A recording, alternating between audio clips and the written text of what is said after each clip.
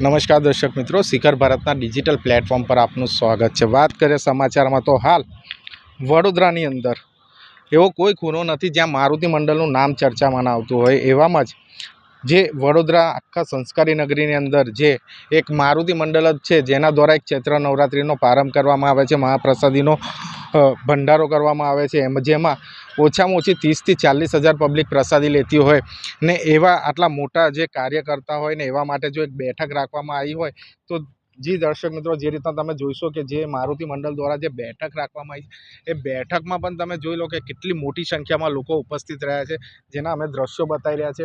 હાલ વડોદરા શહેરની અંદર જે સંસ્કારી નગરીની અંદર જે આપણું મારુતિ મંડળ છે, સૌથી મોટું એમ કહેવાય કે જે સંસ્કારિક મંડળ છે, જેની દ્વારા મારુતિ મંડળમાં એક ખરેખર એક મોટો એવો ક્વેશ્ચન માર્ક છે કે જે છોકરાઓને ખરેખર જે દર્શન આપવામાં આવે છે, જે પાઠ બનાવવામાં આવે છે, જેના વાત કરીએ તો સીધો સંપર્ક આપણે જે મારુતિ મંડળના પ્રમુખ છે એમની સાથે વાત કરીશું।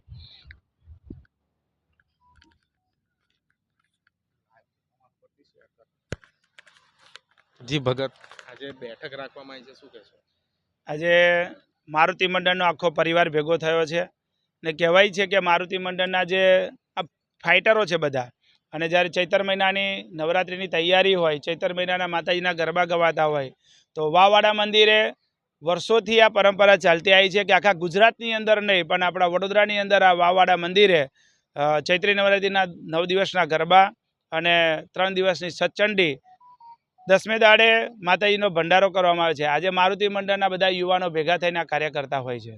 જી, જે મહાપ્રસાદી છે કેટલા માણસોની થાય છે અને આજે ચૈત્ર નવરાત્રિ છે, જે વડોદરા સંસ્કારી નગરીમાં એક આપણું મારુતિ મંડળ જ છે જેના દ્વારા આયોજન કરવામાં આવે છે। એ તો આપણું વડોદરા નગરી ને વડોદરા નગરીની અંદર સંસ્કારી નગરી કહેવાય, એટલે વડોદરા નગરીની અંદર આપણા જેવા ખૂબ બધા મંડળો હોય છે અને બધા સારા એવા કાર્ય કરતા જ હોય છે, પણ છતાં મારુતિ મંડળ કંઈ અલગ જ અહીંયા આગળ કાર્ય કરતું હોય છે। ચૈત્રી નવરાત્રિના ગરબા હોય છે અને દશેરાના દિવસે અહીંયા આગળ લગભગ નહીં તો 50,000થી 60,000 ભક્તો મહાપ્રસાદી લેતા હોય, 18 વર્ષ ભેગા થઈ અને અહીંયા પ્રસાદી લેતા હોય છે। એવી જ રીતે માતાજીના 1000 જવારાની શોભાયાત્રા પણ કાઢવામાં આવે છે અને સચંડીનો અહીંયા પ્રારંભ પણ થાય છે। સમૂહ ગંગા પૂજન પણ કરવામાં આવે છે કે જે કહે છે કે જે 4 ધામની યાત્રા કરીને આવે તો સમૂહ ગંગા પૂજન પણ અહીંયા આગળ પ્રોગ્રામ રાખવામાં આવતો હોય છે। આ જે આપણે યજ્ઞ કરવામાં આવે છે જેમાં કેટલા જોડા બેસવામાં આવે છે? અમે 3 દિવસનો આ યજ્ઞ હોય છે અને 3 દિવસે જ્યારે પહેલો દિવસમાં જો જોવા જાય તો એક બ્રાહ્મણનું જોડું હોય છે અને બીજા અનેક જોડા હોય છે, જેથી કરીને 11 જોડા 3 દિવસમાં બેસવામાં આવતા હોય છે। જે આજે ચૈત્ર નવરાત્રિનો જે પ્રારંભ કરવામાં આવે છે એમાં કોઈ ગાયક કલાકાર આવવાના છે અને લાઈવ થવાના છે?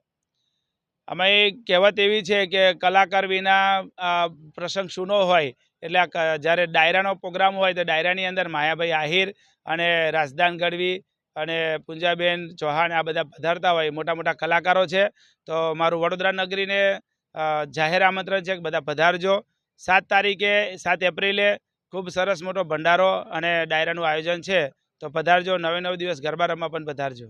જે ભગત, આ ગરબાની વાત કરીએ તો કેટલા વાગ્યા સુધી ચાલુ થશે ને બંધ કેટલા વાગ્યા સુધી થશે? ગરબા આપણે રાબેતા મુજબ 9 વાગ્યે ગરબા ચાલુ થશે અને 12 વાગ્યે આપણે ગરબા બંધ થઈ જશે। જી દર્શક મિત્રો, જે રીતના મારુતિ મંડળના પ્રમુખ હતા જે ભગતભાઈ, એમની સાથે વાત કરવામાં આવી છે। આપણી સાથે વોર્ડ 19ના જે અત્યારના જે વોર્ડ પ્રમુખ બન્યા છે એમની સાથે પણ ચર્ચા કરીશું।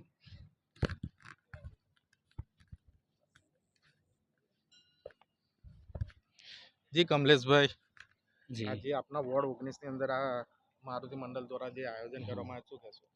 પહેલાં તો હું એક ગર્વની લાગણી અનુભવું છું કે હું પ્રમુખ પછી પહેલાં હું મારુતિ મંડળનો એક સભ્ય છું અને આપના થકી હું પૂરે વડોદરાની જનતાને આમંત્રણ આપવા માગીશ કે કદાચ આખા ગુજરાતમાં જોવા જઈએ ને તો આ એક મારુતિ મંડળ જ એવું છે જે 300 વર્ષ જૂની વાવ છે અને 9 દિવસ જે ચૈત્ર નવરાત્રિમાં જે ગરબા થાય છે ને એમાં લાવો લેવા માટે હું દરેક ભક્તો, દરેક ગરબા રસિયાઓને અહીં આમંત્રણ આપું છું। અને બીજી એક વાત કે અમારે ત્યાં 10મા દિવસે મહાભંડારાનું આયોજન કરવામાં આવે છે, એમાં આશરે 70,000થી પણ વધારે ભક્તો અહીંયા ભોજન પ્રસાદીનો લાભ લે છે અને એમાં પણ સોનામાં સુગંધની જેમ આ વખતે માયાભાઈ આહિરનો લોક ડાયરો છે। તો આપના માધ્યમ થકી હું દરેક ભાવિક ભક્તોને આમંત્રણ આપું છું।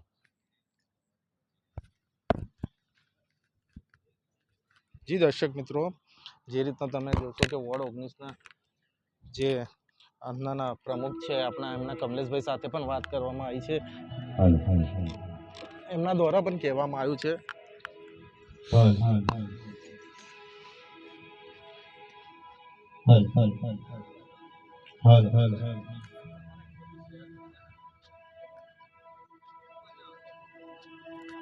જી દર્શક મિત્રો, જે રીતના વાત કરીએ આપણે તો મારુતિ મંડળ જે વડોદરાની અંદર સંસ્કારી નગરીની અંદર એક એવું મંડળ કહેવાય છે જેના દ્વારા ચૈત્ર નવરાત્રિનો પ્રારંભ કરવામાં આવે છે. ચૈત્ર નવરાત્રિ એટલે જે રીતના 9 દિવસના માતાજીના ગરબા મૂકવામાં આવે છે, એની સિવાય યજ્ઞ પણ કરવામાં આવે છે ને હાલ એની જે બેઠક યોજવામાં આવી છે એમાં તમે જોઈ શકો છો ખૂબ મોટી સંખ્યામાં લોકો હાલ ઉપસ્થિત રહ્યા છે. એટલા ઉમંગથી અને તન મન ધન રેડી આપ સૌ અહીંયા પધાર્યા છો. તો શ્રી મારુતિ મંડળ આપ સર્વેનું હાર્દિક સ્વાગત કરે છે. બધાય માટે જોરદાર તાળીઓની વાત થઈ જાય. આ બાજુ તાલી નહીં પાડતા, હજુ મોબાઈલમાં પડ્યા એમને હોંભળ્યું નહીં. બોલો અત્યારે મોબાઈલ મેલ દો. જય લગીન ગરબા પતે નહીં, આપણો સત્સંગી યજ્ઞ પતે નહીં, ત્યારબાદ આપણો ભંડારો પતે નહીં, અને એના પછી ભંડારા પછી તરત જ રાત્રે 9 કલાકે સુંદર મજાના લોક ડાયરાનું આયોજન, અને એમાં પણ જેવા તેવા કલાકાર નહીં સાહેબ, આખું ગુજરાત